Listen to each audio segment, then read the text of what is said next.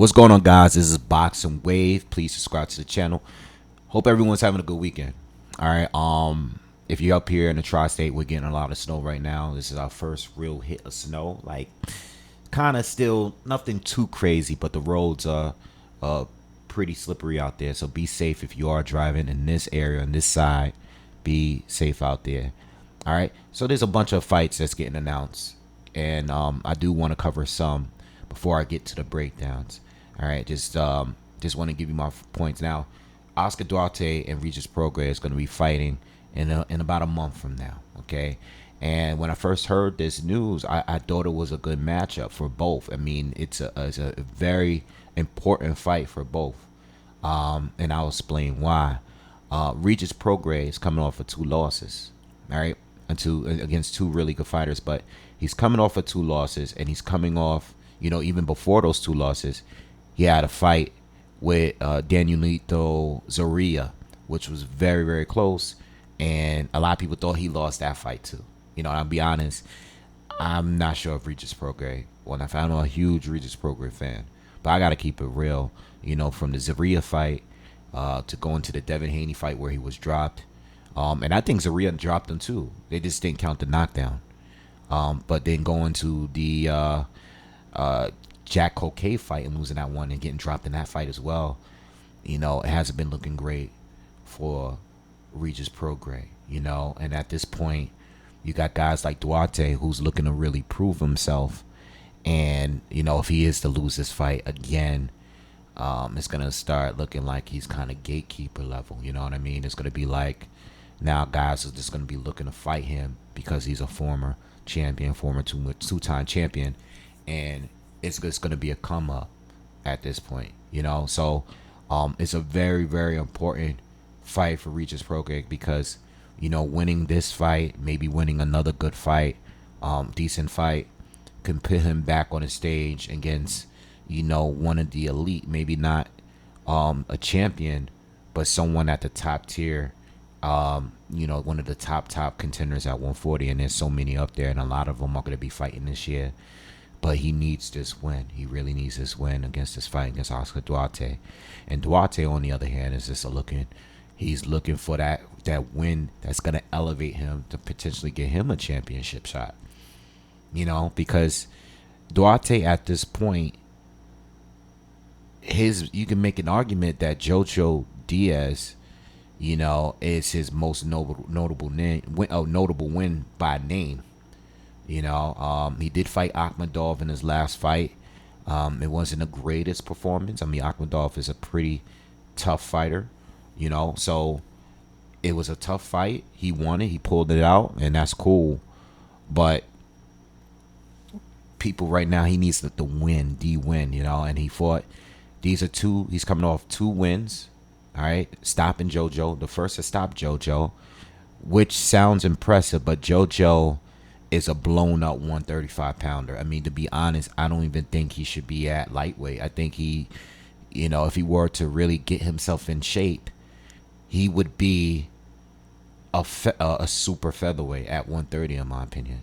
Him fighting at 135 and then him fighting at 140 even, it's just a little too much. At 135, he hasn't had much success there. So Oscar stopped him, but it was the right time for that kind of fight, because JoJo was just going through rough fights for a long period of time and against much bigger guys, and he was just getting outworked.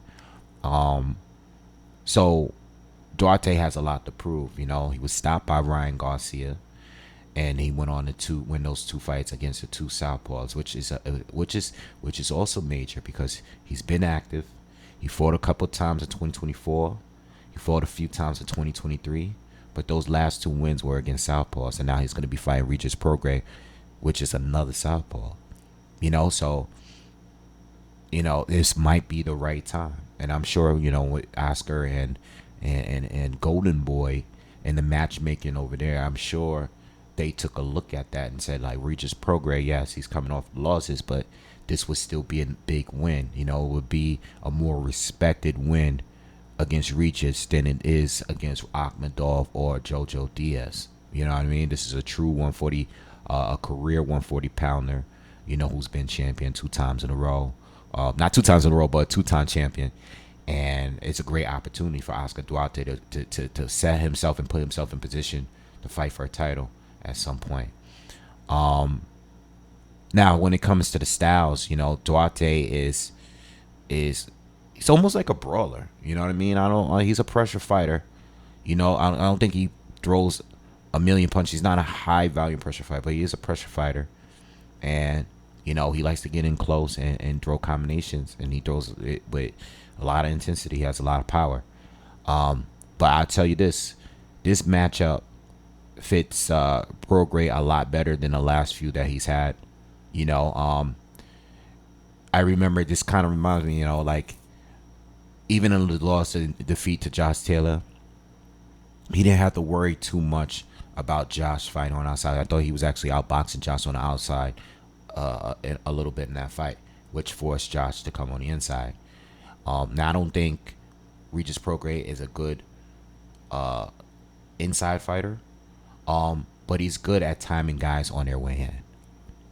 He's a good counter puncher, and when guys are gonna come at him, it made me think of Josh Taylor and the success he had in that fight. Even though with the loss, it made me think of Kyle Relic, who is another aggressive puncher. You know what I mean? That was gonna come at him. These are the kind of fights that match up well for Regis Prograis. We know he doesn't have the lightest feet, even though I do think he's worked on his movement, in his most recent fights. I do think he's worked on, he doesn't have the long arms. He's a good fighter from range, but if you fight a guy that's better at fighting long range, that's where he struggles at. And that's where he struggled at against Devin Haney and guys like Jack Catterall. Guys that's going to leave him on the end of the jab, keep on the end of the jab, and box for the outside and move, keep that distance from him. He doesn't have to worry about that because Oscar Duarte wants to come straight at you. And that's the kind of fight that Regis Prograis should look good in, because you got to remember, Regis is really known for his knockout power.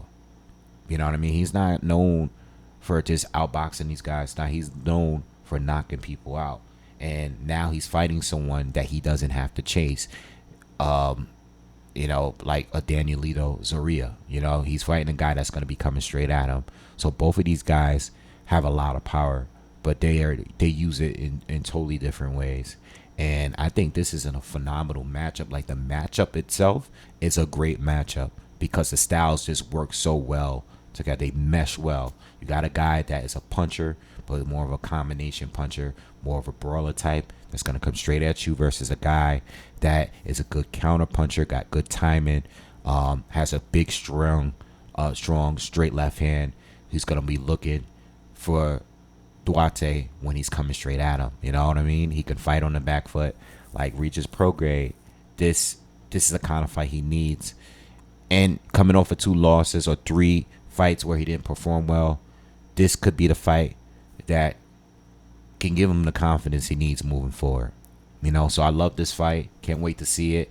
I know it's sometime, I think mid-February.